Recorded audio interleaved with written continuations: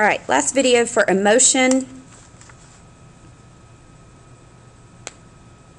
Carol Izard's investigations identified 10 basic emotions, and those are joy, interest, excitement, surprise, sadness, anger, disgust, contempt, fear, shame, and guilt. Although other researchers argue for additional emotions, Izard contends that other emotions are combinations of these 10. And when psychologists have asked people to report their experiences of different emotions, all seem to place emotions along the dimensions of pleasant or positive versus unpleasant or negative, which is the emotions valence, and high versus low arousal. On the valence and arousal dimensions, terrified is more frightened than afraid, and delighted is happier than happy. So let's talk about fear. Fear is an adaptive response. Fear of enemies binds people together, and fear of injury protects us from harm. What we learn through experience best explains the variety of human fears. Through conditioning, which is associating emotions with specific situations, and observation, watching others display fear in response to certain events or surroundings, the short list of naturally painful and frightening events multiplies in a long list of human fears. We biologically seem prepared to learn some fear faster than others. We quickly learn to fear snakes, spiders, and cliffs, but we are less predisposed to fear cars, electricity, bombs, and global climate change.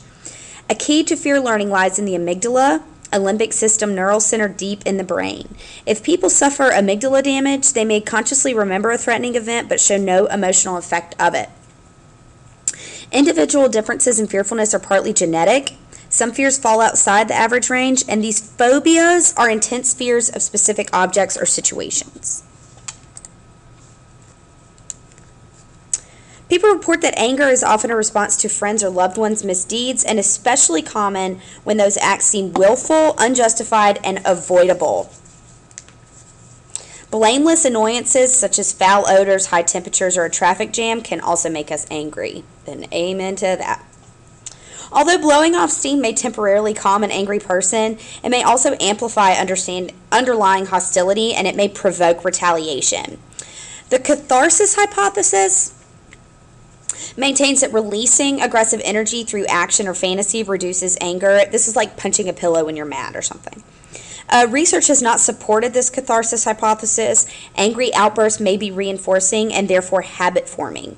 In contrast, anger expressed as a non-accusing statement of feeling can benefit relationships by leading to reconciliation rather than retaliation.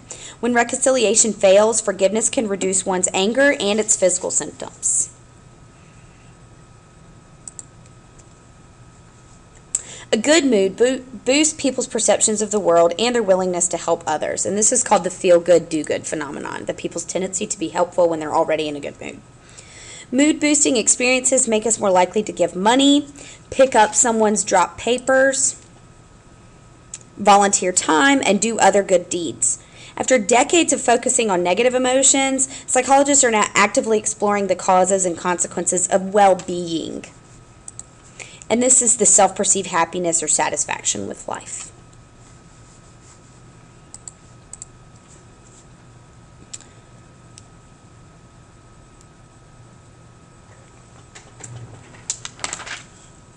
I'm sorry, I've lost my place. Give me just a second.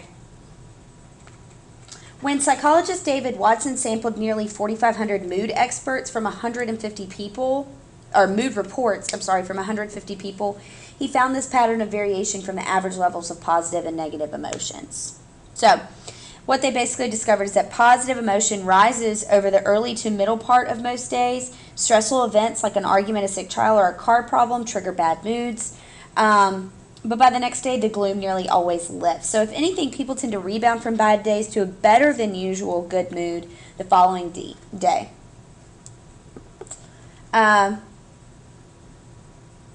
Apart from prolonged grief over the loss of a loved one or lingering anxiety after a trauma like child abuse, rape, or terrors of war, even tragedy is not permanently depressing.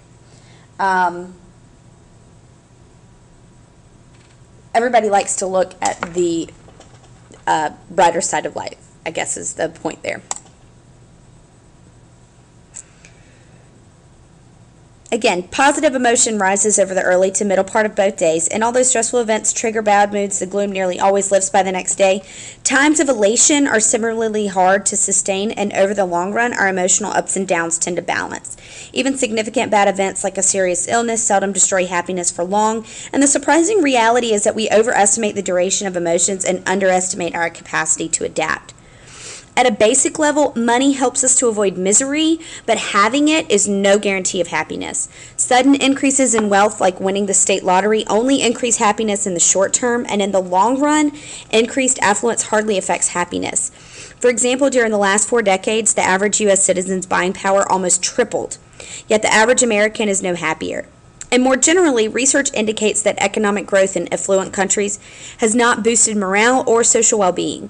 Ironically, those who strive hardest for wealth tend to experience lower well-being, and what matters more is how we feel about what we have. The adaptation level phenomenon describes our tendency to judge various stimuli relative to those we have previously experienced. If our income or social prestige increases, we may feel initial pleasure. However, we then adapt to this new level of achievement. We come to see it as normal and require something better to give us another surge of happiness. Relative deprivation is the perception that one is worse off relative to those with whom one compares oneself. So as people climb the ladder of success, they mostly compare themselves with those who are at or above their current level. And this is why increases in income may do little to increase happiness. High self-esteem, close friendships, or a satisfying marriage and meaningful religious faith are among the predictors of happiness. Age, gender, parenthood, and physical attractiveness are among the factors unrelated to happiness.